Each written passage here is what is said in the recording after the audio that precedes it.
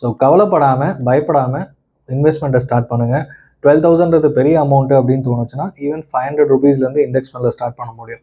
So 500 ஆரம்பிக்கும் போது உங்கள் 10 லட்சம் சேர்கிறதுக்கு டைம் அதிகரிக்கும். அதனால் 12,000ன்னு சொல்லியிருக்கோம். ஸோ நீங்கள் 500 ரூபீஸில் ஆரம்பித்து உங்களோட ஒவ்வொரு கோல், பசங்க எஜுகேஷனாக இருக்கலாம், இல்லை ஒரு 5 வருஷத்தில் ஒரு பைக் மாற்ற போகிறேன், கார் வாங்க போகிறேன், எல்லாருமே ஒரு 7-8 வருஷத்துக்கு ஒரு தடவை 10 வருஷத்துக்கு ஒரு பைக் சேஞ்ச் பண்ணுறோம். அதுக்கும் ஒரு எஸ்ஐபி வந்து உடனே ஆரம்பித்து ஒரு பைக் வாங்கினோடனே ஆரம்பிச்சிங்கன்னா அடுத்த 7-8 இயர்ஸில் பயம் இல்லாமல், ஏன்னா உங்கள் பணம் வந்து அதிகப்படியான ரிட்டர்ன்ஸ் கொடுத்துருக்கோம். அப்போது நம்ம வந்து பயப்படாமல் அடுத்த பைக்கோ இல்லை நெக்ஸ்ட் கார் வாங்குறதுக்கு ரிஸ்க் இல்லாமல், அதாவது 5 லட்சம் கட்டி ஒரு 7 லட்சம் சேர்ந்துருச்சுன்னா ஒரு கார் வந்து ஈஸியாக டவுன் பேமெண்ட் கட்ட முடியும்.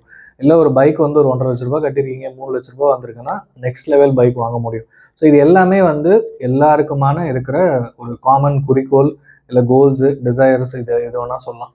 ஸோ ஃபஸ்ட்டு 10 லேக்ஸை நோக்கி பயணத்தை ஆரம்பிப்போம். ஸோ உடனே ஆரம்பிங்க, ரொம்ப யோசிக்காதீங்க. இந்த விஜயதசமி நீங்கள் வந்து பசங்களை ஸ்கூல் சேர்க்குற மாதிரி நீங்கள் எல்லாரும் ஒரு எஸ்ஐபி ஸ்டார்ட் பண்ணுங்கள். உங்களுக்கு ஒரு நல்ல எதிர்காலம் இருக்கும்ன்றது என்னோட நம்பிக்கை. கண்டிப்பாக நீங்களும் ஸ்டார்ட் பண்ணுங்கள்.